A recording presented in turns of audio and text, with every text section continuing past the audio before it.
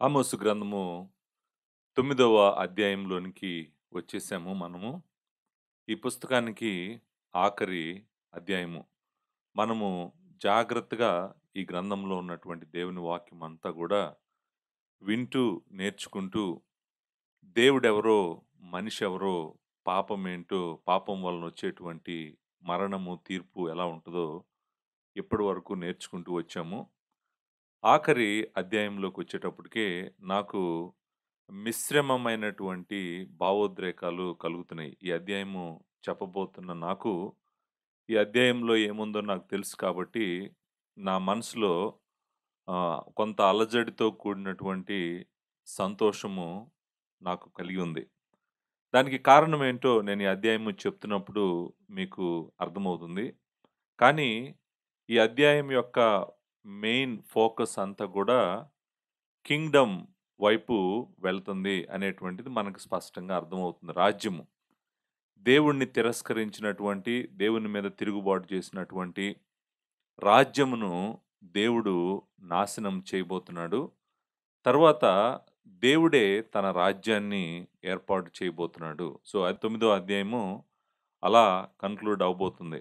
ఇప్పటి వరకు ఆమోసు ఇశ్రాయేలీయులకి ప్రకటించాడు. ఏమని ప్రకటించాడంటే, మీరు ప్రభువుకు వ్యతిరేకంగా పాపము చేస్తున్నారు. పాపమునకు శిక్ష మీ మీదకి రాబోతుంది. మీరు నీతి న్యాయములను విడిచిపెట్టారు. దేవుని వ్యక్తిత్వాన్ని విడిచిపెట్టారు. దేవుని వాక్యాన్ని విడిచిపెట్టారు. దేవుడినే మరి మీరు విడిచిపెట్టారు. వ్యర్థమైన దేవతలను, దేవుళ్ళను ఆరాధిస్తున్నారు. మీ ఇష్టానుసారమైనటువంటి ఉన్నత స్థలాలను, ప్రతిష్ఠిత స్థలాలను ఏర్పాటు చేసుకొని, మరి దేవునికి అంగీకారంగానే ఆరాధనను చేస్తూ, మీరు ధనము పిచ్చితో పేదలను తొక్కివేస్తూ, మీరు ఎంతో లగ్జరియస్ విలాసవంతమైన జీవితం జీవించాలని ప్రయత్నం చేస్తున్నారు కాబట్టి, దేవుని తీర్పు మీ మీదకి రాబోతుంది. దేవుని శాపము, దేవుని ఉగ్రత మరి మీ మీదకి రాబోతుంది. 8వ అధ్యాయంలో మనం చూసాము. వాళ్ళు చేసిన పాపమేంటో చూసాము. వాళ్ళ మీదకి రాబోతున్న ప్రలాపమేంటో చూసాము. అంతేకాదు ఆ దేశం మీదకి దేవుడు తీసుకొని రాబోతున్నటువంటి క్షామము కూడా మనము చూడటం జరిగిందనమాట. చూడండి, ఇప్పుడు గనక అంటే 8వ అధ్యాయము అయిపోయేటప్పుడు 9వ అధ్యాయంలోకి వచ్చేటప్పుడు గనక ఇశ్రాయేలీయులందరూ గూడా నిజంగానే వాళ్ళు పశ్చాత్తాపముతో దేవుని వైపు తిరగకపోతే గనక వాళ్ళని ఎవ్వరూ కాపాడలేరు. అసలు నిజానికి ఆ టైం గూడా దాటిపోయిందని మనం నేర్చుకోవటం జరిగింది. ఇప్పుడు ఇశ్రాయేలీయులు బాధపడి కన్నీటితో దేవుని వైపు తిరగాల్సింది పోయి, దేవుని శిక్ష మా మీదకి రాదు. ఈ ఆమోసు ప్రకటిస్తున్నటువంటి కీడు మా మీదకి రాదు అని చెప్పుకుంటున్నారంట. ఆశ్చర్యం అని అనిపిస్తుంది మనకి. 9వ అధ్యాయము 10వ వచనంలో ఈ మాటలు చదువుతాం. ఏమని ఉంటదంటే, "ఆ కీడు మనలను తరిమి పట్టదు, మన యొద్దకు రాదు అని నా జనులలో అనుకొను పాపాత్ములందరూ ఖడ్గము చేత చతురు" అనేటువంటి మాటను మనం చూస్తాం. అంటే ఏంటంటే, దేవుడు ఏ కీడునైతే తీసుకొస్తానన్నాడో, ఏ శిక్షనైతే తీసుకొస్తానన్నాడో, ఇంకా అంట వాళ్ళల్లో నమ్మకం ఉందంట. ఏంటంటే, అది మనల్ని తరింపట్టదు, మన యొద్దకు రాదు అని అనుకుంటున్నారంట. వాళ్ళని దేవుడేమంటున్నాడంటే, "ఈ పాపాత్ములందరూ ఖడ్గంతో చచ్చిపోతారు మీరు. మీరు నేను తీర్పు తీరుస్తాను అని చెప్పినప్పుడు, నా తీర్పును మీరు నమ్మట్లేదు కాబట్టి, మీరు తప్పకుండా చచ్చిపోతారు" అని చెప్పాడనమాట. అంతేకాదు, ఈ అధ్యాయంలోనే ఇంకొక interesting and very important verse ఒక మాట ఉందనమాట. అదేంటంటే, దేవుడేనంట ఆయన వాళ్ళ మీద దృష్టి నిలుపుతాడంట. ఎందుకు? మేలు చేయటానికి కాదంట. ఇశ్రాయేలీయులకు కీడు చేయటానికే ఆయన వాళ్ళ మీద దృష్టి నిలుపుతాడంట. అది మనం 4 వచనం ఆఖరిలో చదువుతాం. 4 వచనం ఆఖరిలో ఈ మాటుంటది. మేలు చేయుటకు కాదు, కీడు చేయుటకే నా దృష్టి వారి మీద నిలుపుదును. చూడండి, సర్వశక్తిగల దేవుడు, సర్వ జ్ఞానము కలిగినటువంటి దేవుడు, సర్వము వ్యాపించున్నటువంటి దేవుడు, నిజంగా మనకు ఆయన సహాయకుడు కాగలడు, మనకు విరోధి కూడా కాగలడు. ఆయనంత సహాయము చేయగలిగిన వాడు ఈ సృష్టిలో ఇంకెవ్వరూ లేరు. ఆయనంత హాని చేయగలిగిన వాళ్ళు కూడా ఈ సృష్టిలో ఎవ్వరూ లేరు. ఆయన ఉగ్ర రూపము చూడాలనుకుంటే, లేకపోతే ఆయన కోపం మీరు చూడాలనుకుంటే, ఆయన శిక్షను, ఆయన తీర్పును మీరు చూడాలనుకుంటే, తప్పకుండా మీరు చూస్తారు. ఎందుకంటే, ఆయన చాలా కాలం బ్రతిమలాడతాడు. చాలా కాలం ఆయన వైపు తిరగమని అడుగుతాడు. అయినా గూడా కఠినం చేసుకొని దేవుని తీర్పు లేదు, దేవుని ఉగ్రత లేదని నువ్వు తిరుగుతుంటే గనక తప్పకుండా ఆయన ఉగ్రతను చూస్తావు. తప్పకుండా ఆయన తీర్పుని నువ్వు చూస్తావు. నాకు 9దో అధ్యాయం చదువుతున్నప్పుడు ఏమనిపించిందంటే, ఇప్పుడు గూడా మనము సంఘముగా కూడినప్పుడు ప్రతిసారి సేవకులు మనల్ని హెచ్చరిస్తూనే ఉంటారు. మీరు పాపమును విడిచిపెట్టండి. దేవుని తీర్పు రాబోతుంది లోకం మీదకి. మనమందరము దేవుని మాట వినకుండా, దేవుని కుమారుడిని ఆశ్రయించకుండా గనక మీరు బ్రతికితే ఒకానొక రోజు దేవుని ఎదుట తీర్పులో నిలబడతారు. తీర్పు తీర్చబడిన తర్వాత దేవుడి నుంచి, జీవం నుంచి మీరు వేరైపోయి నిత్య నరకానికి వెళ్ళిపోతారని ప్రకటిస్తుంటే మనుషులు అపహాస్యము జేస్తున్నారు బోధకుల్ని. లేకపోతే వాక్యోపదేశకుల్ని అపహాస్యం జేస్తున్నారు. అంతేకాదు వాళ్ళు నమ్మట్లేదు. వాళ్ళేమంటారంటే, "ఆ కీడు మా దగ్గరికి రాదు. ఆ కీడు మనల్ని ఏమి చేయదు" అని చెప్పి నమ్ముతున్నట్టుగా సంఘాల్లో గూడా మనకు కనిపిస్తా ఉంది. 9దో అధ్యాయము మనకేం చెప్తుందంటే, దేవుడే కనుదృష్టి అలాంటి వారి మీద పెడతాడంట. అది మేలు చేయటానికి కాదంట, వాళ్ళకు కీడు చేయటానికి అంటే కీడు జరుగుతదని దేవుడు చెప్పటం జరిగిందనమాట. సో, ఈ అధ్యాయము 9దో అధ్యాయంలో 2 మెసేజెస్ ఉన్నాయి. 2 ప్రాముఖ్యమైనటువంటి ప్యాసేజెస్ ఉన్నాయి. ఈ రెండిటి యొక్క డివిజన్ ఎక్కడ జరుగుతదంటే 9దో అధ్యాయం 10వ వచనం దగ్గర. మొదటి వచనం నుంచి 10వ వచనం వరకు ఒక సెక్షను. 11వ వచనం నుండి 15వ వచనం వరకు రెండవ ప్యాసేజ్. మన తెలుగు బైబిల్‌లో గూడా చక్కగా అలానే డివైడ్ జేసి పెట్టారు. సో, అలానే ఉందనమాట. సో, టెక్స్ట్ గూడా అలానే ఉంది. మనము ఇవి 2 మెసేజెస్‌గా మనం చూడబోతా ఉన్నాం. సో, ఈ రెండిటికి ఉన్నటువంటి కొన్ని వ్యత్యాసాలను నేను చెప్పటానికి ప్రయత్నం జేస్తాను. సో, మొదటి మెసేజ్‌లో ఏం జరుగుతుంది? రెండో మెసేజ్‌లో ఏం జరుగుతుంది? మొదటి మెసేజ్‌లో అంతా గూడా మనము చీకటి, అంధకారాన్ని చూడబోతున్నాం. ఫస్ట్ మెసేజ్ అంతా కూడా అంటే మొదటి 10 వచనాల్లో మనం చూసేదేంటంటే దేవుని యొక్క ఉగ్రత, దేవుని యొక్క తీర్పు, నిజంగా ఎంత కీడు వాళ్ళకి జరగాలో అదంతా మనం చూస్తామనమాట మొదటి 10 వచనాల్లో. రెండో సైడు 11వ వచనం నుంచి 15వ వచనం వరకు ఏం చూస్తామంటే, దేవుని కీడు కాదు, దేవుని మరి ఆశీర్వాదాన్ని చూస్తాం. అది నేనేమంటానంటే, light side of the passage అనమాట. అంటే light side of the chapter. వెలుగు మనం చూస్తాం 11వ వచనం నుంచి 15వ వచనం. సో, ఈ పుస్తకము చీకటిలో ఎండ్ అవ్వట్లేదు. ఈ పుస్తకము వెలుగులోనే ఎండ్ అవుతుంది. ఆ వెలుగుకు కారణం గూడా ఇశ్రాయేలీయులు మంచివారని కాదు. ఇశ్రాయేలీయులు నమ్మకస్తులని కాదు. ఇశ్రాయేలీయులు దుర్మార్గులే. ఇశ్రాయేలీయులు నమ్మక ద్రోహులే. ఇశ్రాయేలీయులు తిరుగుబాటు చేసిన వాళ్ళే. అయినప్పటికి కూడా ఆయన కృప మరి వాళ్ళను కాపాడబోతుంది. ఎవరు కాపాడబడతారు? ఏం జరగబోతుంది? ఇశ్రాయేలీయుల అంతం ఎలా ఉండబోతుంది అనేటువంటిది ఆమోసు లాస్ట్‌లో మనకి చూపించబోతున్నాడు. సో, ఈ మొదటి ప్యాసేజ్‌లో మొదటి 10 వచనాల్లో మనం నాశనం గనక చూస్తే, రెండో ప్యాసేజ్‌లో మనము ఆశీర్వాదాన్ని చూస్తాం. దేవుడు పునరుద్ధరించటం చూస్తామనమాట.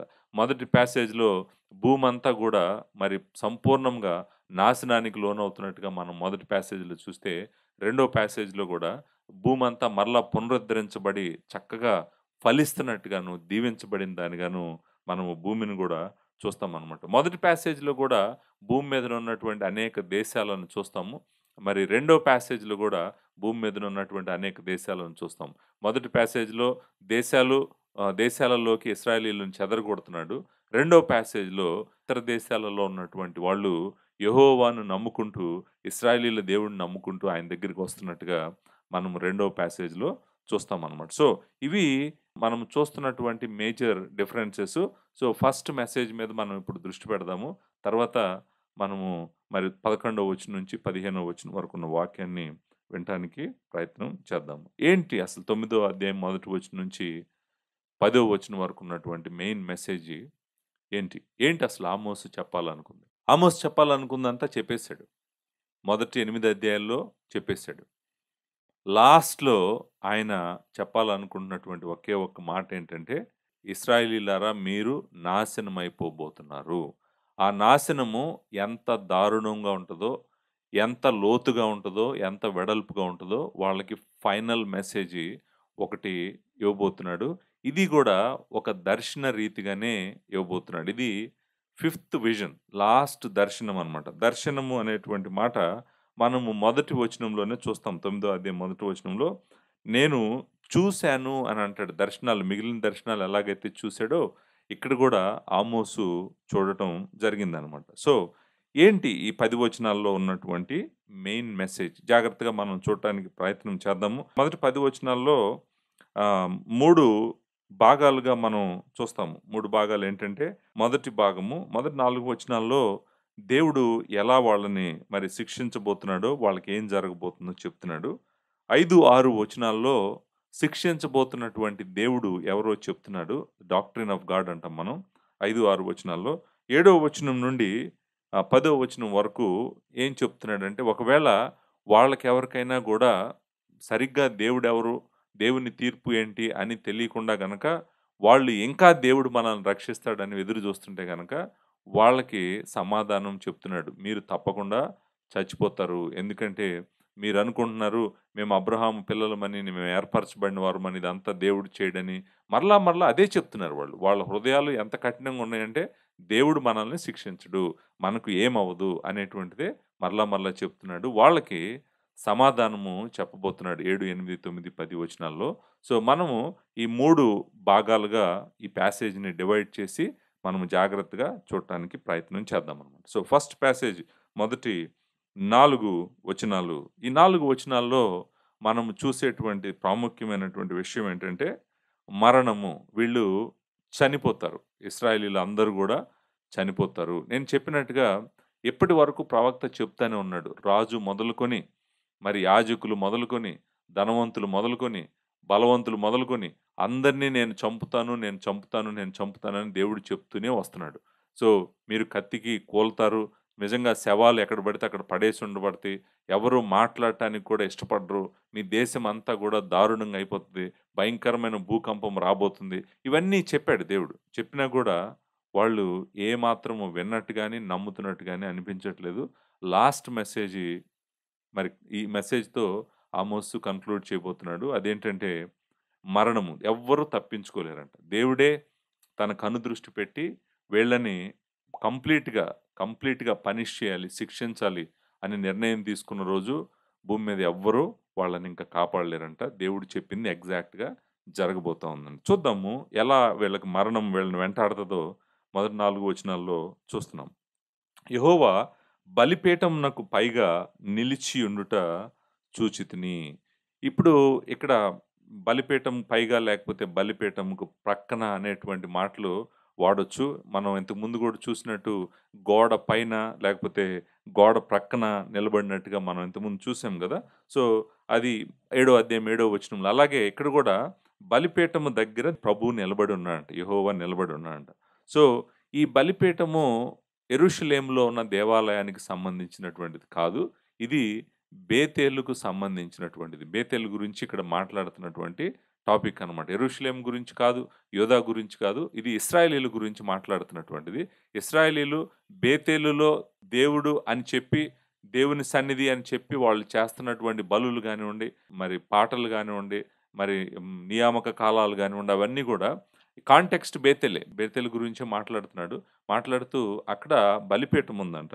సో, బలిపీఠము పైగా లేకపోతే బలిపీఠం ప్రక్కన యెహోవాను చూసాడంట. ఈయన మహా పరిశుద్ధుడైన దేవుడు అతి పరిశుద్ధ స్థలంలో కాదు, మరి బయట బలిపీఠం దగ్గర ఉన్నట్టుగా ఆమోసు చూసాడు. I saw the lord standing beside the alter. ప్రక్కనే ఉండి మాట్లాడుతున్నాడనమాట. సో, ఎన్ఐవి, ఎన్‌కేజీవి ఏమో బై ద ఆల్టర్ అని ఉంది. ఎన్ఏఎస్‌బి అండ్ హోల్‌మన్ అండ్ ఈఎస్‌వినేమో బిసైడ్ ద ఆల్టర్ అని ఉంది. సో, బై ద ఆల్టర్ అన్నా, బిసైడ్ ద ఆల్టర్ అన్నా అర్థం ఒకటే. అర్థం ఏంటంటే, మరి బలిపీఠం పక్కనే యెహోవా ఉన్నాడని. ఉండి ఆయన అప్పుడు ఏమి ఆజ్ఞాపిస్తున్నాడో చూడండి. Strike the capitals until the thresholds shake. చెప్పాడాయన. ఏం చెప్తున్నాడు చూడండి. ఏం చెప్తున్నాడంటే, ఆజ్ఞాపిస్తున్నాడు. ఆయన ఏమని ఆజ్ఞాపిస్తున్నాడు?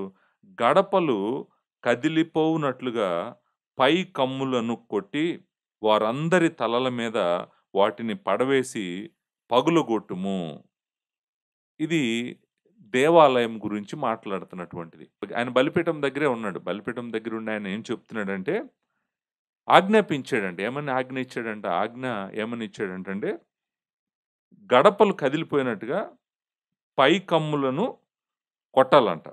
అది ఆయన అడుగుతుందంట. అంటే ఆయన చెప్పినటువంటిది. సో, మనము ఈ గడపలు ఈ కమ్ములు కదిలిపోవటం ఏంటి, లేపోతే గడపలు కదిలిపోయినట్టు కమ్ములను కొట్టడం ఏంటి, తర్వాత వారందరి తలల మీద వాటిని పడవేసి పగలగొట్టడం ఏంటి, ఇవన్నీ మనము అర్థం చేసుకోవాలంటే జాగ్రత్తగా కన్‌స్ట్రక్షన్ కొంచెం తెలుసుకోవాలి. 8థ్ సెంచరీ బీసీలో ఉన్నటువంటి కన్‌స్ట్రక్షన్ తెలుసుకోవాలి.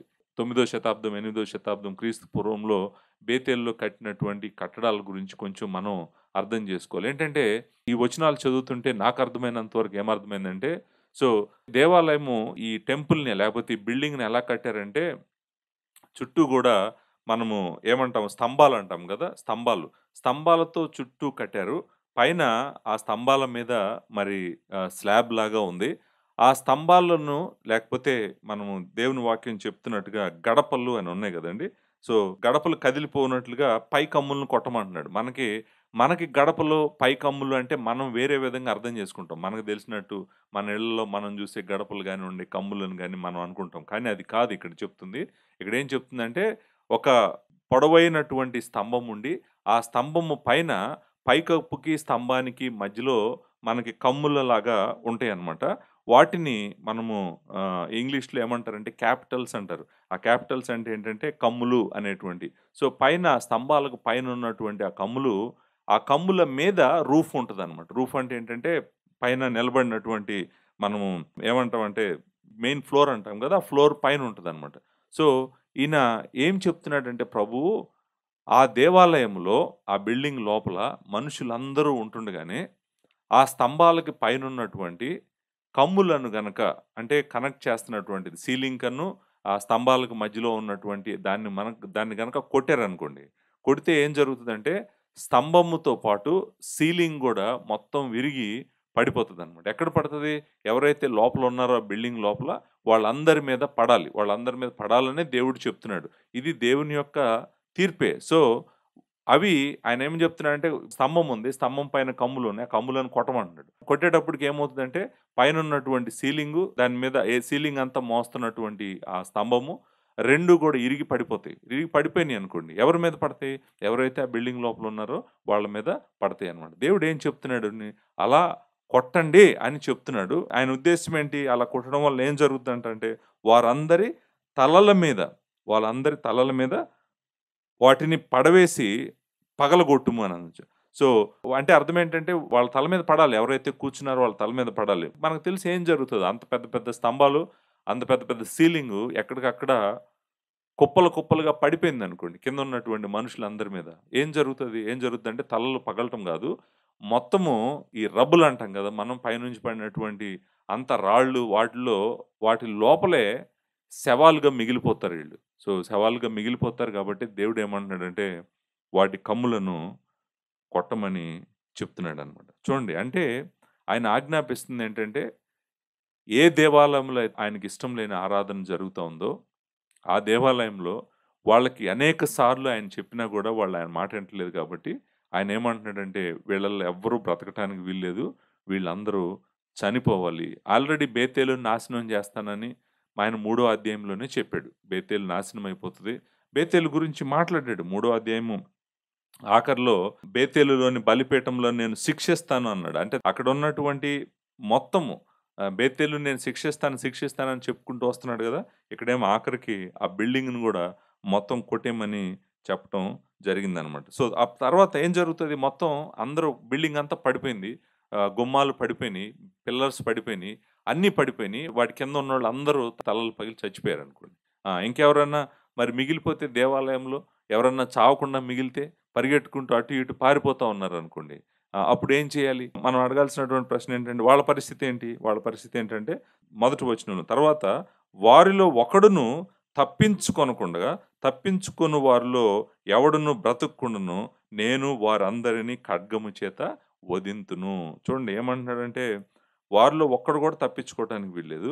ఒకవేళ ఎవరైనా గూడా దీంట్లో అంటే బిల్డింగ్ కొలాప్స్ అయిపోయి, పడిపోయి చనిపోకుండా ఉంటే గనక, స్తంభాల కింద గాని, సీలింగ్ కింద గాని పడిపోయి చనిపోకుండా తప్పించుకుంటే గనక, వాడు తప్పించుకోకూడదు. వాడిని తప్పించుకోకుండా వాడిని నేను వెతుకుతాను. వెతికి వాడిని గూడా ఖడ్గము చేత వధించుదును అనేటువంటి మాట చూస్తాం. I will kill with the sword ఇంగ్లీష్‌లో మనం అంటే ప్రభువే వీళ్ళని చంపాలి అనేటువంటి నిర్ణయం తీసుకున్నాడండి. ఆయనే నిర్ణయం తీసుకున్నాడు. వీళ్ళు బ్రతకూడదు.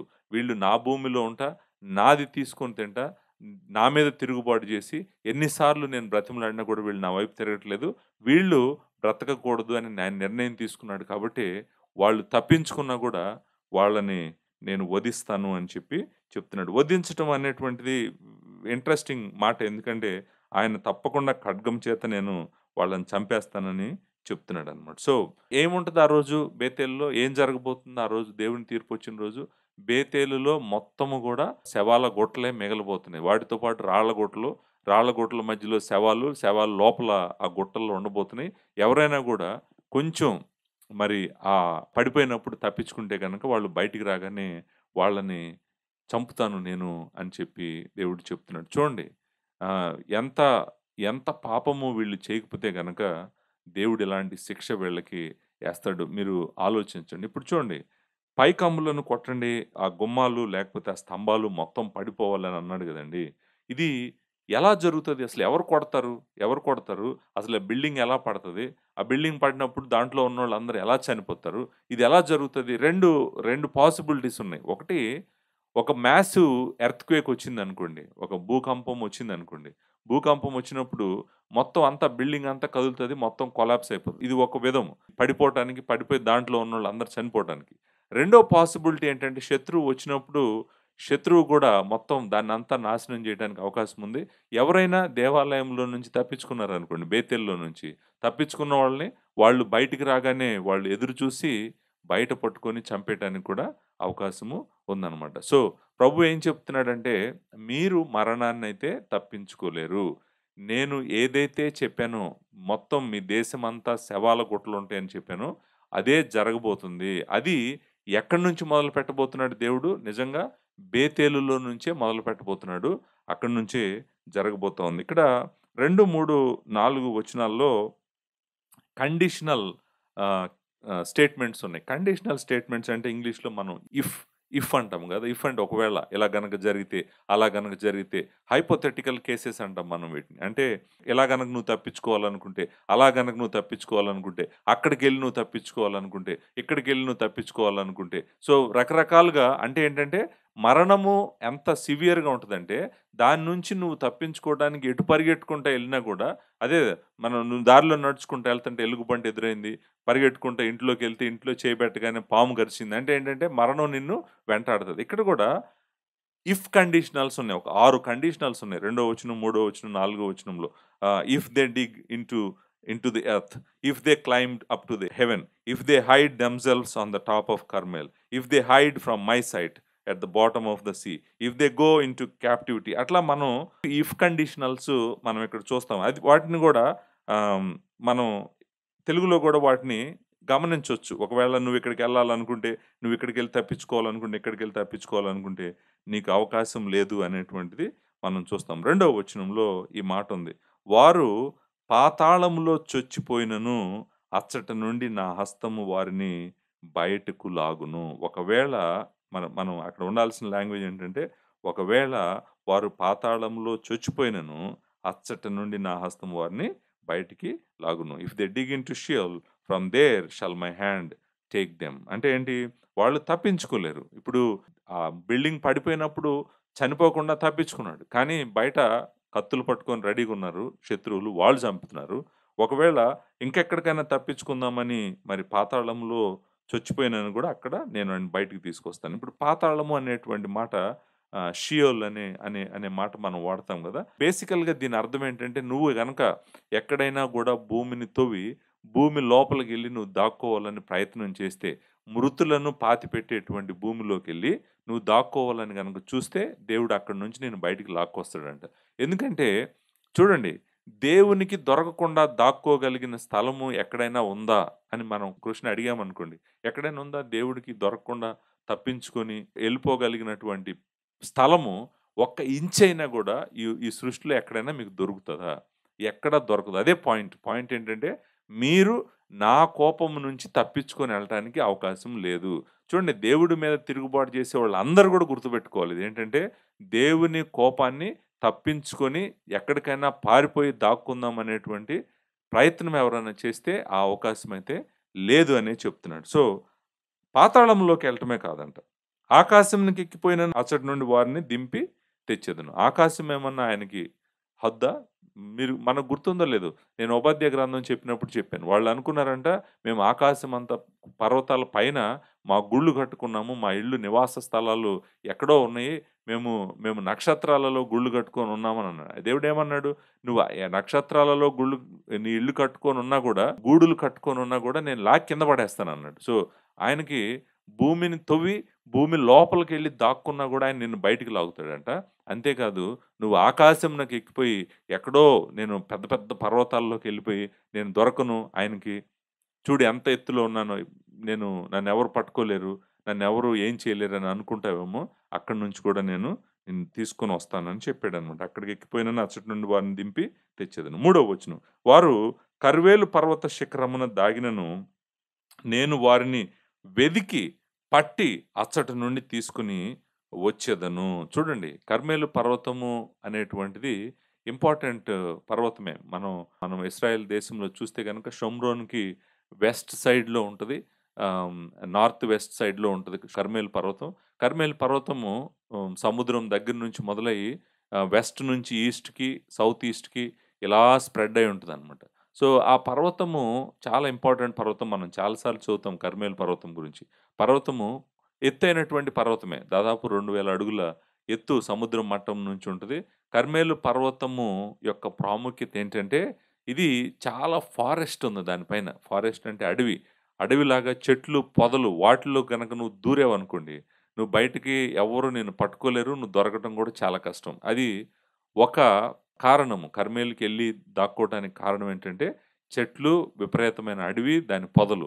సో, కొండల మీద ఉన్నటువంటి చెట్లనమాట. ఇవి భూమి మీద ఉన్నటువంటి చెట్లు కాదు. పొదలు కాదివి. ఆ పొదల్లో దాక్కోవచ్చు. ఇంకొకటి కూడా ఏంటంటే, కర్మెలు పర్వతం ఇంకొక దానికి ప్రాముఖ్యం ఎందుకంటే, చాలా గుహలున్నాయి. మనం కేవ్స్ అంటాం గదా! ఆ గుహలు దగ్గర దగ్గర ఆహ్, మరి చాలామంది చెప్పేదేంటంటే దగ్గర దగ్గర ఒక 1000 గుహలున్నాయంట ఆ పర్వతం మీద. చాలా పెద్ద పర్వతము. అన్ని గుహలలో ఏ గుహలోకైనా ఎళ్లి నువ్వు దాక్కోటానికి కూడా అవకాశం ఉంది. గుహలు మాత్రమే కాకుండా పెద్ద పెద్ద గుహలు గూడా ఉన్నాయి. వెస్ట్ సైడ్ అంటే సముద్రం వైపుకి మనం వెళ్తున్న కొద్దికి పెద్ద పెద్ద వాటిని మనం క్యావర్న్స్ అంటాం. పెద్ద గుహ అంటే ఎగ్జాంపుల్ పెద్ద గుహ అంటే ఏంటి పాస్టర్ గారు ఎలా ఉంటదని అన్నారనుకోండి.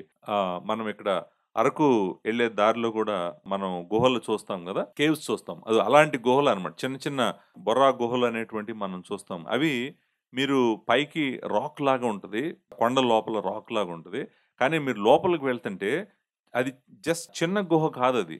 చాలా పెద్దది. అలాంటి గుహలు గూడా కర్మెలు పర్వతంలో వెస్ట్ సైడ్‌న ఉన్నాయన్నమాట. సో, వాటిల్లోకెళ్ళి దాక్కోవటము, నివాసం ఉండటం అనేటువంటిది చేయటం గురించి మాట్లాడుతున్నాడు. ప్రభు ఏమంటున్నాడంటే, ఒకవేళ నువ్వు అక్కడికెళ్ళినా కూడా నేనక్కడికొస్తాను. అక్కడికొచ్చి నిన్ను బయటికి తీసుకొస్తాను అని అన్నాడు. అంటే ఆయన నుంచి తప్పించుకోవటానికి అవకాశమే లేదంట. ఇవన్నీ అంటే అక్కడికెళ్తారా? ఎళ్ళరా? అని కాదు. కానీ ఆయనకి చెప్తుందేంటంటే, నువ్వెక్కడికెళ్ళినా నన్ను తప్పించుకోలేవని. అర్థం అదనమాట. తర్వాత మీరు చూడండి, నా కన్నులకు కనపడకుండా అసల అది వినటానికే మనకు ఆశ్చర్యంగా ఉంది. దేవుడు కన్నులకు మరుగై ఉంది ఏదైనా ఉందా? నా కన్నులకు కనపడకుండా వారు సముద్రములోనికి మునిగినను అచ్చట సర్పమునకు నేను ఆజ్ఞ ఎత్తును.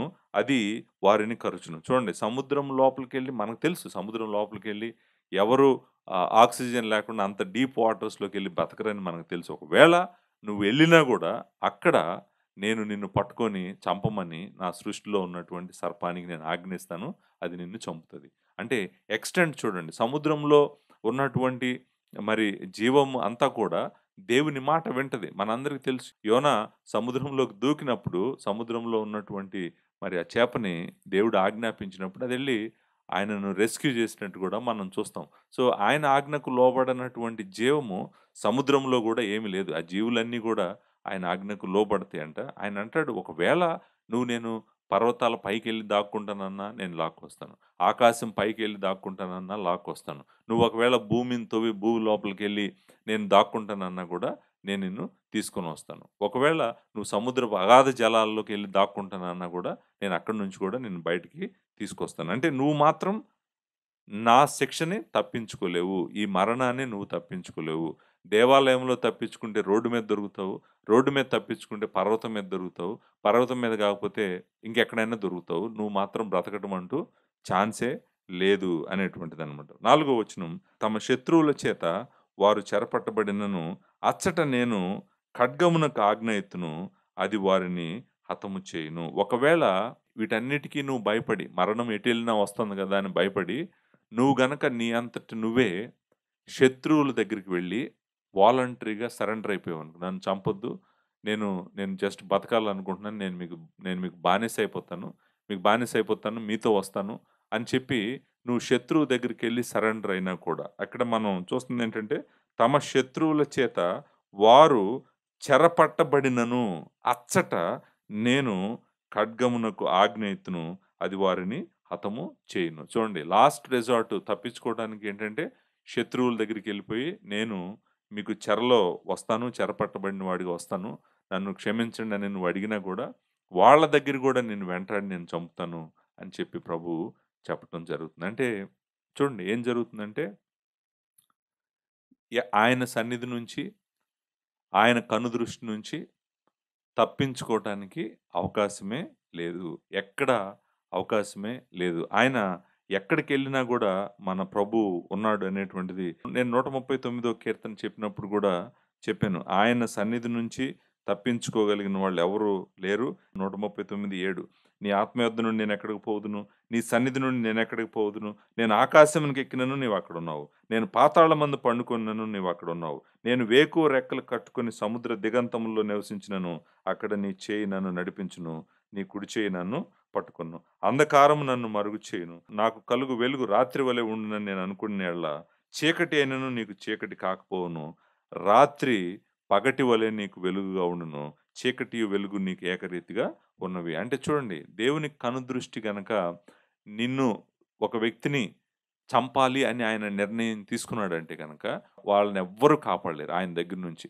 అంత శక్తి గల దేవుడు, అంత జ్ఞానం గల దేవుడు, ఆయనకి సమస్తము ఆయనకు కనపడతానే ఉంటాయి కాబట్టి వీళ్ళు తప్పించుకోవటం అంటూ ఏమీ లేదు. చూడండి, బేతేలులో మొదలైనటువంటి ఈ మరణము ఏం చెప్తున్నాడంటే, ప్రభు మీరెవ్వరూ బ్రతకరు, అందరూ చనిపోతారు, నా శిక్ష మీ మీదకి వచ్చేస్తుంది అనేటువంటిది ప్రభు చెప్పటం జరిగింది. సో అది మొదటి 4 వచనాల్లో మనం చూసేది ఏంటంటే, అంతా కూడా మరణము. నువ్వెక్కడికెళ్ళినా తప్పించుకోలేవు. నువ్వెక్కడికెళ్ళినా తప్పించుకోలేవు. ఖడ్గము చేత వధింతును అనే మాట మొదటి వచనంలో చూస్తామనమాట. అంతేకాదు 4వ వచనంలో ఖడ్గమునకు ఆజ్ఞ ఇస్తాను అని చెప్తున్నాడు. సో అంటే బేసికల్‌గా నువ్వు దేవాలయంలోనైనా చచ్చిపోవాలి, బయటకొస్తే కత్తితోనైనా చచ్చిపోవాలి. లేకపోతే సముద్ర దిగంతాల్లో ఉంటే సర్పానికి ఆజ్ఞాపిస్తాను, అది కరిస్తేనని చచ్చిపోవాలి. నువ్వు బ్రతకటం అంటూ ఏమీ లేదు. ఇక్కడ 4వ వచనం ఆఖరిలో ఇంట్రెస్టింగ్ స్టేట్మెంట్ నేను ఇందాక చదివాను. మళ్ళీ ఒకసారి చదువుతాను. అదేంటంటే, మేలు చేయుటకు కాదు నేను కీడు చేయుటకే నా దృష్టి వారి మీద నిలుపుదును. దేవుడు గనక మనకు మేలు చేయాలనుకుంటే ఎవ్వరూ ఆపలేరు. దేవుడు గనక కీడు చేయాలని నిర్ణయం తీసుకుంటే ఎవ్వరూ ఆపలేరు.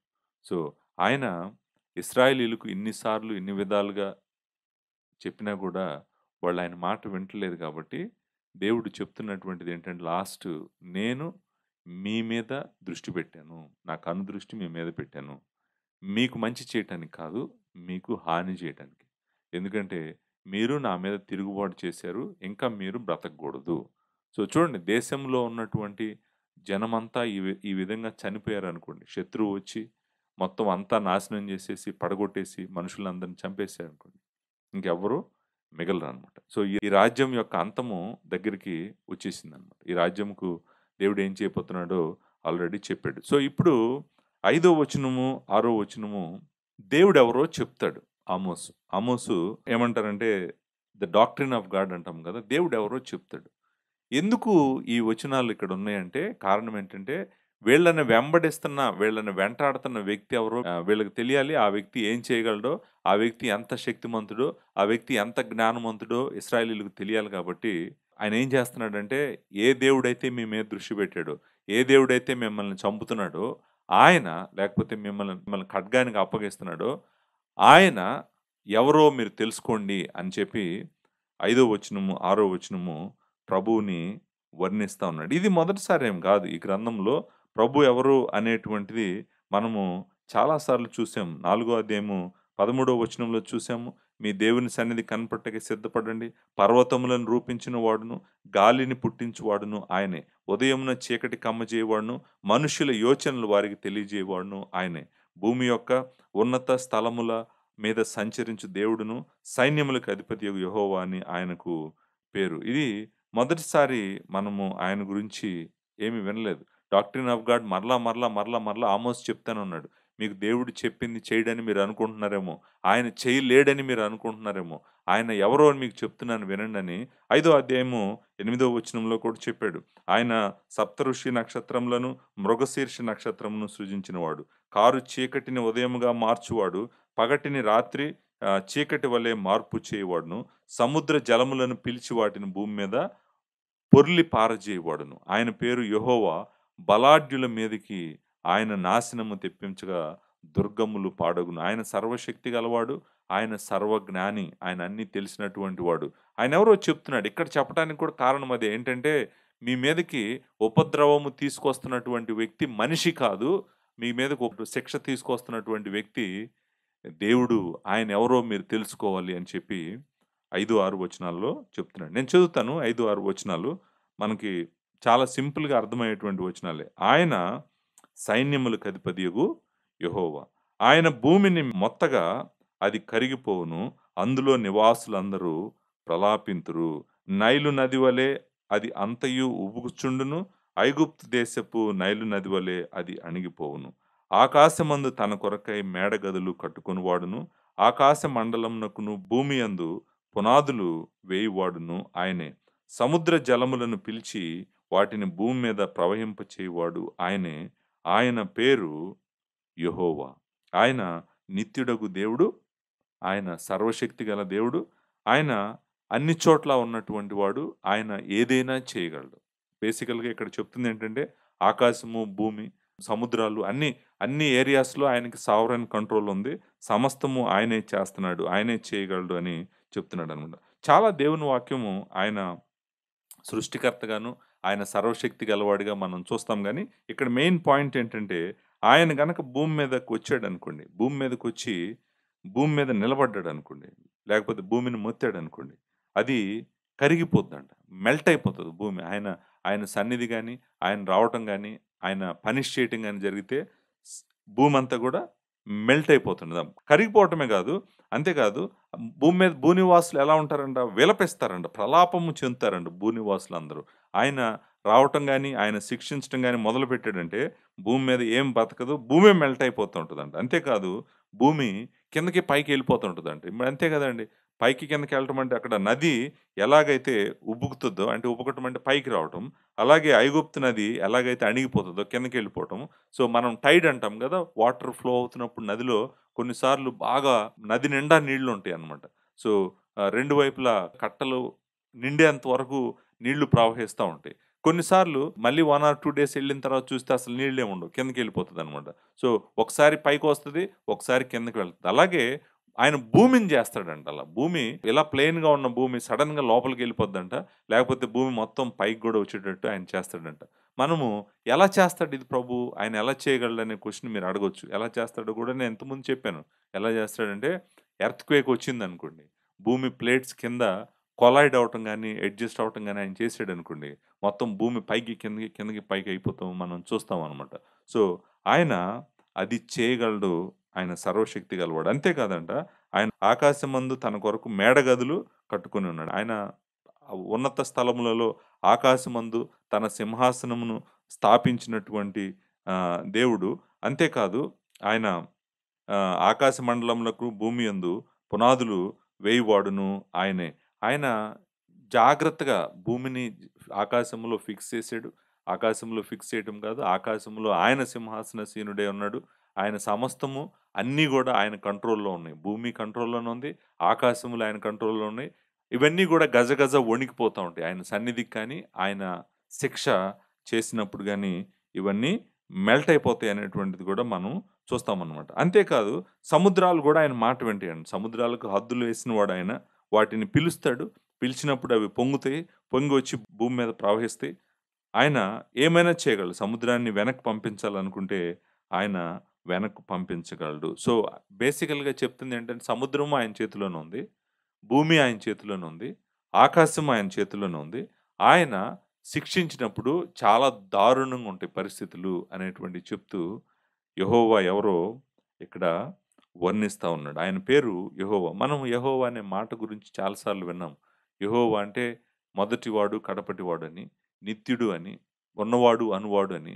ఆయన ఎప్పుడూ ఉండేటువంటి వాడు, సర్వశక్తి గల దేవుడని గూడా అర్థం అన్నమాట. సో, ఆయన మీ మీద శిక్ష తీసుకొస్తున్న ఆయన ఎవరో మీకు తెలియాలి అని చెప్పి 5వ వచనం, 6వ వచనం చెప్పాడన్నమాట. 7వ వచనం నుంచి 10వ వచనం వరకు ఇంకా ఇశ్రాయేలీయులలో ఒక విధమైనటువంటి ఏముందంటే నమ్మకం ఉందండి. దేవుడు మనము అబ్రహాము పిల్లలము. దేవుడు మనల్ని ఏర్పరచుకున్నాడు. ఆయన మనల్ని ఐగుప్తులో నుంచి తన రెక్కల మీద తీసుకొని వచ్చాడు. మనకు తోడుగా ఉంటానన్నాడు. మనకు పాలు తేనెలు ప్రవహించే దేశం ఇస్తానన్నాడు. సో, ఇదంతా ఇస్తానన్న దేవుడు ఎందుకు మనల్ని చంపుతాడు? ఎందుకు మనల్ని నాశనం చేస్తాడు? ఆయన చేయడు గదా! ఆయన లక్షణం అది కాదు గదా! రకరకాలైనటువంటి ఆర్గ్యుమెంట్లు జేస్తున్నారు. ఆర్గ్యుమెంట్లే గాదు. 10వ వచనంలో చూసాం వాళ్ళేమంటున్నారంటే, ఆమోస్ చెప్పింది ఏది మన మీదకి రాదు. ఏది మనకు జరగదు అని చెప్పి వాళ్ళు మాట్లాడుకుంటున్నారు. మాట్లాడుకుంటున్నటువంటి వాళ్ళకి లాస్ట్‌గా సమాధానము చెప్తున్నాడు. వాళ్ళ సమాధానము ఎలా చెప్తాడో చూడండి. 7వ వచనం. ఇశ్రాయేలీయులారా మీరును కూషీయులను నా దృష్టికి సమానులు కారా? చూడండి. జాగ్రత్తగా గమనించండి. కూషు అనేటువంటి ప్రాంతము మనము ఆఫ్రికాలో ఉన్నటువంటి ఇథియోపియా, సూడాను ఆ ప్రాంతాన్ని మనం కూషు అంటాం. ప్రభు ఏమంటున్నాడంటే, దేవుడు తెలియని ప్రజలు ఎలాగైతే ఉన్నారో, దేవుడు లేని ప్రజలు ఎలాగైతే ఉన్నారో, మీరు గూడా అలానే ఉన్నారు. మీకు వాళ్ళకి ఏమీ తేడా లేదు. సో, ఇక్కడ వాళ్ళని ఏం జేసాడు? సమానం జేసాడు. సమానం అనేటువంటి మాట. Are you not like the Cushites to me? O people of Israel declares the Lord. అంటే వాళ్ళని జూసి మిమ్మల్ని జూస్తే నాకేమి తేడా కనిపించట్లేదు. మీరు వాళ్ళలాగే ఉన్నారు. వాళ్ళు మీలాగే ఉన్నారు. దేవుడు లేని, దేవుడిని వదిలేసి విగ్రహాలను పూజిస్తూ, దేవుని సృష్టిని పూజిస్తూ, ఆరాధిస్తూ, మీ ఇష్టానుసారంగా బ్రతుకుతున్నట్టుగా వాళ్ళు మీరు నాకు ఒక రకంగానే ఉన్నారు. సో, మిమ్మల్ని ఎందుకు నేను శిక్షించకుండా వదిలేయాలి? మీరు కూషీల్లాగా ఉన్నారు గదా! అని అన్నాడు. అంతేకాదు ఇంకొక మాట కూడా అన్నాడు. వీళ్ళేమంటున్నారంటే, ప్రభువా నువ్వు మమ్మల్ని ఐగుప్తులో నుంచి తీసుకొని వచ్చావు గదా! నువ్వే గదా నీ రెక్కల మీద తీసుకొచ్చింది ఇక్కడి వరకు అంటే, ఆయన ఇంకొక మాట కూడా అంటున్నాడు. నేను ఇశ్రాయేలీయుల మీద పెట్టిన దృష్టే నేను భూమి మీదనున్న చాలా దేశాల మీద పెడుతున్నాను. నాకు భూమి మీదనున్న అన్ని దేశాలు తెలుసు. అన్ని ప్రజలు తెలుసు. అందరి మీద నా కనుదృష్టి ఉంది. నేను వేరే వాళ్ళ జీవితాల్లో గూడా చాలా చేస్తున్నాను. మీరనుకుంటున్నారు, మిమ్మల్ని ఒక్కడినే నేను పట్టించుకుంటున్నానని అనుకుంటున్నారేమో! మీరలా అనుకోకండి. నేనేం చేస్తున్నానో చూడండి అని చెప్పి, ఇక్కడ కొన్ని మాటలు చెప్తున్నాడు. ఏం మాటలు చెప్తున్నాడు చూడండి. నేను ఐగుప్తు దేశంలో నుండి ఇశ్రాయేలీయులను తీసుకొనొచ్చాడంట. కఫ్తోరు దేశంలో నుండి ఫిలిష్తీయులను, అలాగే కీరు దేశంలో నుండి సిరియన్లను రప్పించితిని. చూడండి. ఈ మైగ్రేషన్ అనేటువంటిది ఆయన ఐగుప్తుకెళ్ళి, ఐగుప్తులో ఉన్న ఇశ్రాయేలీయులను తీసుకొని, అరణ్యంలో గుండా నడిపించుకుంటా కానాను దేశంలోకి తీసుకొని వచ్చాడు. మిమ్మల్ని మాత్రమే కాదు నేను తీసుకొనొచ్చింది. నేను ఫిలిష్తీయులను తీసుకొచ్చాను. నేను సిరియన్లను గూడా తీసుకొచ్చాను. ఫిలిష్తీయులను ఎక్కడి నుంచి తీసుకొచ్చాడంట? ఫిలిష్తీయులను కఫ్తోరు నుంచి తీసుకొచ్చాడంట. ఆ! వేరే ప్రాంతం నుంచి తీసుకొచ్చాడు. చాలా దూరం నుంచి తీసుకొచ్చాడు వాళ్ళని ఇక్కడికి. అలాగే సిరియన్లు ఫిలిష్తీయులు ఎవరు? ఇశ్రాయేలీయులకు సరిహద్దులో ఉన్నటువంటి వాళ్ళు. సిరియన్లు ఎవరు? సిరియా ఎవరు? ఇశ్రాయేలీయులకు సరిహద్దులో ఉన్నటువంటి వాళ్ళు. ఆయనేమంటున్నాడంటే నేను మిమ్మల్నే గాదు, వేరే వాళ్ళని గూడా తీసుకొచ్చాను. ఫిలిష్తీయులను నేనే తీసుకొచ్చాను. సిరియన్లను గూడా నేనే తీసుకొచ్చాను. సిరియన్లను ఎక్కడి నుంచి తీసుకొచ్చాడంట? సిరియన్లనేమో కీర్ నుంచి తీసుకొచ్చాడంట. ఫిలిష్తీయులనేమో కఫ్తోరు నుంచి తీసుకొచ్చాడంట. ఈ కఫ్తోరు అనేటువంటిది ఏంటి అనేటువంటిది చాలా డిస్కషన్ ఉంది. చాలామంది ఏమంటారంటే కఫ్తోరు అనేటువంటిది క్రేట్ అంటాం గదా! ఐలాండ్. మధ్యధరా సముద్రంలో ఉన్నటువంటి ఐలాండ్ క్రేట్ నుంచి వచ్చారు వీళ్ళు. సముద్రపు పీపుల్ ఈళ్ళు. పీపుల్ ఆఫ్ ద ఓషన్స్ అంటారు. సముద్రాల మీద ప్రయాణం చేసేవాళ్ళు. అలాగే కొంతమంది ఏమంటారంటే కప్పదోసియా ప్రాంతం నుంచి వచ్చారు వీళ్ళు అని చెప్పి చెప్తారనమాట. బేసికల్‌గా వీళ్ళేంటంటే ఇజ్రాయెల్‌కి వెస్ట్‌లో ఉన్నటువంటి సముద్రపు ప్రాంతంలో వచ్చినటువంటి మైగ్రేట్ అయ్యి వచ్చినటువంటి ప్రజలు వీళ్ళు ఫిలిష్తీయులు. అంతేకాదు ఈళ్ళు సిరియన్లు గూడా ఎక్కడి నుంచొచ్చారు? కీరు నుంచొచ్చారు. కీరు అనేటువంటిది మనం మొదటి అధ్యాయంలో చూసాం ఆల్రెడీ. మొదటి అధ్యాయము 5వ వచనంలో సిరియన్లు చెరపట్టబడి కీరు దేశమునకు కొనిపోబడుదురని యెహోవా సెలవిచ్చుచున్నాడు. మొదటి అధ్యాయం 5వ వచనంలో మనం చదివాం ఆల్రెడీ. సో, వాళ్ళు ఎక్కడి నుంచి సిరియాకొచ్చారో మళ్ళీ దేవుడు వాళ్ళని పట్టుకొని, వాళ్ళని తీసుకొని నార్త్‌లో అంటే సిరియాకి నార్త్‌లో అస్సిరియన్ కింగ్‌డమ్ వైపు, బాబిలోనియన్ కింగ్‌డమ్ వైపు ఉన్న ఆ ప్లేస్‌కి, ఆ ప్లేస్‌ని ఏమంటారు కీరుకి ప్లేస్‌కి తీసుకొని వెళ్ళిపోతాడు అనేటువంటిది మొదటి అధ్యాయం 5వ వచనంలో చదివాము. సో, ఇక్కడ కూడా అదే చెప్తున్నాడు. ఏం చెప్తున్నాడంటే, నేను సిరియన్లు ఇక్కడ వాళ్ళు కాదు. వాళ్ళని వేరే ప్లేస్ నుంచి ఇక్కడికి తీసుకొచ్చాను. నేను శిక్షించాలనుకుంటే వీళ్ళని మళ్ళీ తీసుకొని ఆ ప్లేస్‌కి ఎళ్ళిపోతాను. సో, ఆయన చెప్పాలనుకున్నటువంటి పాయింట్ ఏంటంటే, మిమ్మల్నే నేను స్పెషల్ అటెన్షన్ ఇచ్చి, మీ మీదే నేను దృష్టి పెట్టి, మిమ్మల్నే జాగ్రత్తగా నడిపిస్తున్నానని మీరు అనుకుంటున్నారేమో! అలా ఏం లేదు. నేను భూమి మీద ఉన్నటువంటి చాలా దేశాలను, చాలామంది ప్రజలను నేను పట్టించుకుంటున్నాను. మీరైతే మాత్రం హ్మ్, దేవుడు తెలియని ప్రజలు ఎలా ఉన్నారో, మీరు గూడా అలానే ఉన్నారు అని చెప్తూ 8వ వచనంలో ప్రభువైన యెహోవా కన్ను ఈ పాపిష్టి రాజ్యము మీద ఉన్నది. చూడండి ఇశ్రాయేలీయులు ఏమని చెప్తున్నాడో. మీరు పాపిష్టి జనము, ఈ పాపిష్టి జనం మీద, రాజ్యం మీద ఆయన కన్ను ఉంది. ఈ రాజ్యము ఎండ్ అయిపోతుంది. ఎందుకంటే ఆయన కనుదృష్టి మీ మీదకి వచ్చింది. మిమ్మల్ని దీవించాలని గాదు, మిమ్మల్ని శిక్షించాలనే ఆయన కనుదృష్టి మీ మీదకి వచ్చింది. దానిని భూమి మీద ఉండకుండా నాశనము చేతును. I will destroy it from the surface of the ground. అయితే యాకోబు సంతతి వారిని సర్వనాశనము చేయక విడిచిపెట్టుదును. ఇదే యెహోవా వాక్కు. చూడండి ఈ ఒక్క మాటే ఈ మొదటి మెసేజ్‌లో మొదటి 10 వచనాల్లో మనకు కొంచెం నిరీక్షణ ఉంది. వీళ్ళని బట్టి దేవుడు వీళ్ళ మీద కృప చూపించబోతున్నాడేమో అని చెప్పేటువంటి ఒకే ఒక్క మాట ఈ 10 వచనాల్లో ఈ మాటే. అదేంటంటే మిమ్మల్ని నాశనం చేస్తాను. కానీ సర్వనాశనం అయిపోకుండా నేను యాకోబు సంతతిని విడిచిపెడతాను అని చెప్పాడు. అంటే కొంతమంది బ్రతుకుతారు. కొంతమందిని విడిచిపెడతాడు. కొంతమంది వాళ్ళు బయటికి వస్తారంటండి. 9వ వచనం నేను ఆజ్ఞేయగా ఒకడు ధాన్యము జల్లెడతో జల్లించినట్లు ఇశ్రాయేలీయులను అన్యజనులందరిలో జల్లింతును గాని ఒక చిన్న గింజైనను నేల రాలదు అని అన్నాడు. చూడండి అంటే ఏమన్నాడు తెలుసండి? భూమి మీద ఉన్నటువంటి అన్యజనుల దేశాలన్నీ కూడా అన్నిటిలోకి ఆయన వాళ్ళని పంపించేస్తాడంట. పంపించటమే కాదు వాళ్ళని జల్లెడలో ఏసి జల్లించినట్టు జల్లిస్తాడంట ఆయన. జల్లెడలో ఏసి జల్లించినప్పుడు జల్లెడ ఏం చేస్తో మనందరికి తెలుసు. పొట్టు, తుప్పు అంత పనికిరానిదంతా గూడా కిందకి పడేస్తది. నిజమైన గింజల్ని, మంచి ధాన్యాన్ని లోపల దాచిపెడతది. మనందరికి తెలుసు. ఆయనేమంటున్నాడంటే, ఇశ్రాయేలీయుల్ని ఎలా జల్లిస్తాడంటంటే, అంటే భూమి మీదనున్న అన్ని దేశాల్లోకి పంపించి, అక్కడ ఆయన జల్లించి స్కాటర్ చేస్తాడంట. కానీ, ఆ జల్లెడలో నుంచి కింద కేవలం దుర్మార్గులు మాత్రమే పడతారంట. మంచివాళ్ళు ఎవ్వరు గూడా దేవుడిని ప్రేమించినటువంటి వాళ్ళు, దేవునితో ఉన్నటువంటి వాళ్ళు ఎవ్వరు గూడా వాళ్ళు ఈ కష్టంలోకి వెళ్ళరంట. ఒక్క గింజ కూడా రాలదంట. అంటే వీళ్ళు గింజ అంటే ఏంటంటే పొట్టు కాంది నిజమైనటువంటిది రాలటానికి అవకాశం లేకుండా ఆయన జల్లెడ పడతాను అని చెప్పేది కూడా మనం ఇక్కడ చూస్తామనమాట. సో, ఇజ్రాయేలీయులని జల్లెడ పడతాడాయన. పట్టి పొట్టంతా తీసేస్తాడు వాళ్ళలో లేకుండా. ఆళ్ళని భూమి యొక్క అన్ని దేశాల్లోకి ఇసిరేయబోతున్నాడనేటువంటిది మనం 9వ వచనంలో చూస్తామనమాట. 10వ వచనంలో ఆ కీడు మనలను తరిమి పట్టదు, మన యొద్దకు రాదు అని నా జనులలో అనుకొను పాపాత్ములందరును ఖడ్గము చేత చతురు. లాస్ట్ ఏంటంటే ఇదంతా జరగదు. ఆమోస్ చెప్తుందంతా అవ్వదు. దేవుడు ఇలానే చెప్తాడు. మనల్ని కనికరిస్తాడు అని అబద్ధం నమ్ముతున్నటువంటి వాళ్ళందరూ గూడా దేవుడేమంటున్నాడంటే మీరందరూ ఖడ్గంతో చచ్చిపోతారు. మీరెవ్వరు బ్రతకరు. చూడండి దేవుని తీర్పు ఎంత యాక్యురేట్‌గా ఉండబోతుందో చూడండి. అలాగే ఎవ్వరు బ్రతకరు అనేటువంటిది గూడా మనం ఈ 10 వచనాల్లో చూసాం. మరణాన్ని తప్పించుకోలేరు. తప్పించుకోగలిగిన ఎవరు అని మనం చూస్తే గనక, నిజంగా ఆయన ఏర్పాటులో ఆయనను ప్రేమిస్తూ ఉన్నోళ్ళు తప్పించుకుంటారు. జాగ్రత్తగా బయటకొస్తారు. నంబర్ 2 ఆయన వాళ్ళని సర్వనాశనం చేయకుండా విడిచిపెడతానన్నాడు. ఆ 2 మాటలే ఆ జల్లెడలో నిజమైన గింజలు మిగిలిపోతాయి అన్నాడు. అదొకటి. 2 వాళ్ళని సర్వనాశనం చేయకుండా వదిలిపెడతానన్నాడు.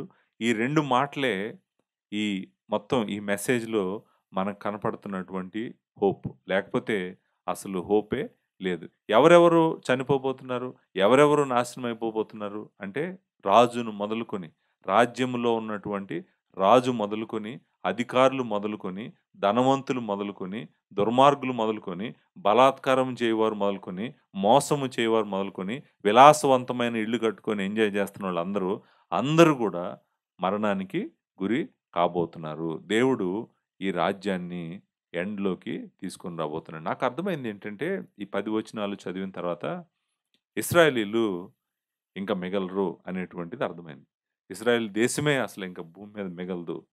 లాస్ట్‌లో ఇంకా శేషం అంటాం గదా! ఆ శేషము కొద్దిగా ఏదో మిగులుతదేమో గానీ, as a kingdom of Israel this is the end. ఇశ్రాయేలు దేశంగా వాళ్ళు ఎవ్వరు మిగలకుండా, ఆ దేశమే మిగలకుండా అయిపోబోతుంది అనేటువంటిది ఆమోసు ఇశ్రాయేలీయులకి ప్రకటించాడు. యెహోవానే వాళ్ళకు విరోధి అయి, సర్వశక్తిగల దేవుడే వాళ్ళను వెంటాడబోతున్నాడు. కాబట్టి వాళ్ళెవరు బ్రతకరు. చూడండి, ఇక్కడ 2 సైడ్స్ ఉన్నాయి. మనం దేవుని బిడ్డలంగా దేవుడిని ప్రేమించేటప్పుడు. అందరికన్నా గొప్ప సహాయం చేయగలిగిన వాడు దేవుడే. ఆయనను మించి సహాయం చేయగలిగిన వాళ్ళు ఎవ్వరు లేరు మనకి.